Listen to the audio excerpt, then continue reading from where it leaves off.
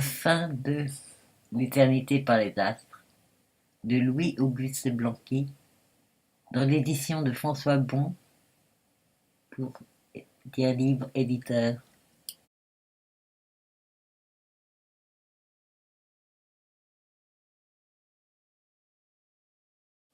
Le nombre de nos sosies est infini dans le temps et dans l'espace. En conscience, on ne peut guère exiger davantage. Ces sosies sont en chair et en os, voire en pantalon et paletot, en crinoline et en chignon. Ce ne sont point là des fantômes, c'est de l'actualité éternisée.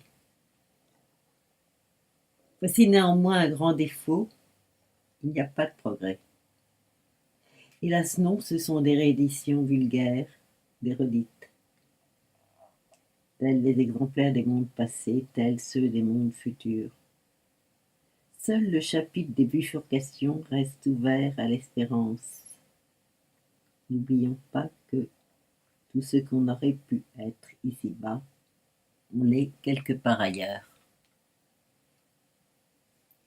Le progrès n'est ici-bas que pour nos neveux. Ils ont plus de chance que nous.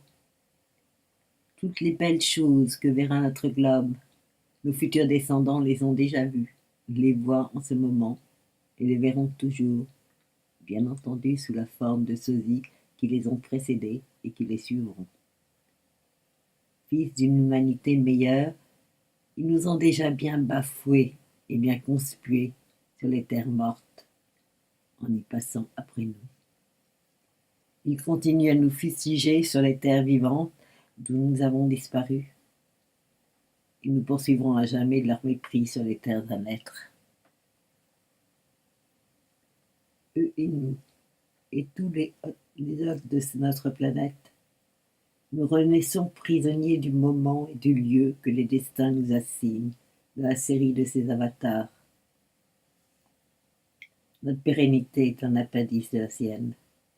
Nous ne sommes que des phénomènes partiels de ces résurrections.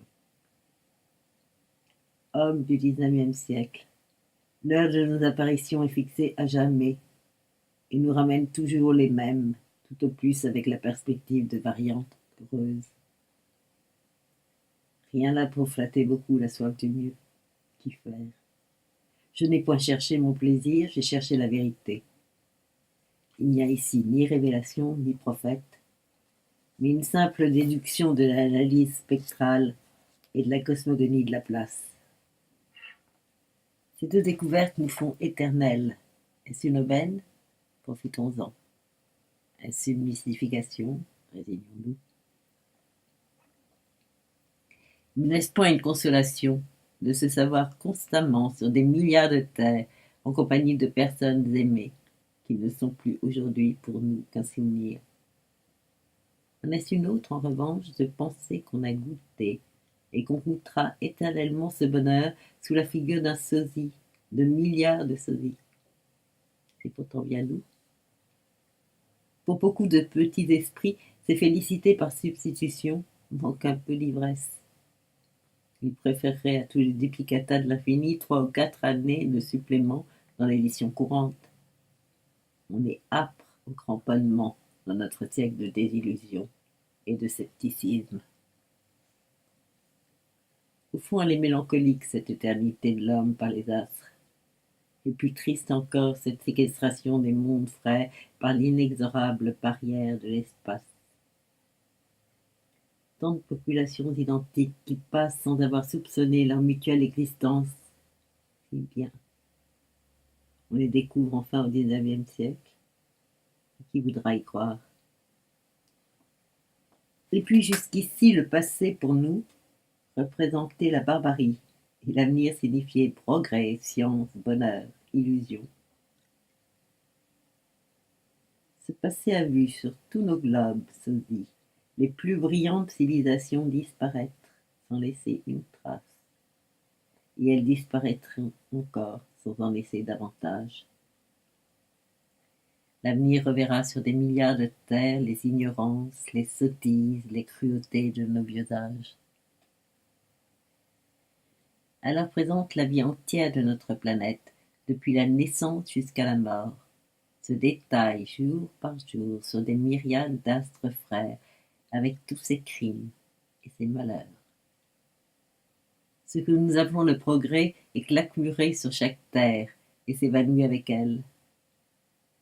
Toujours et partout, dans le temps terrestre, le même drame, le même décor, sur la même scène étroite, une humanité bruyante, infatuée de sa grandeur, se croyant l'univers et vivant sur sa prison comme dans une immensité, pour sombrer bientôt avec le globe qui a porté dans le plus profond dédain le fardeau de son orgueil.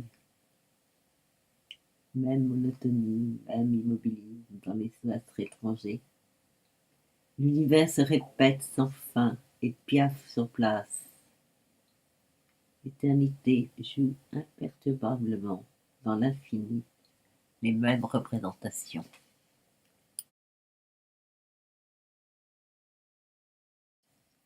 Illustration piochée chez Gallica dans l'Astronomie populaire de Camille Flammarion.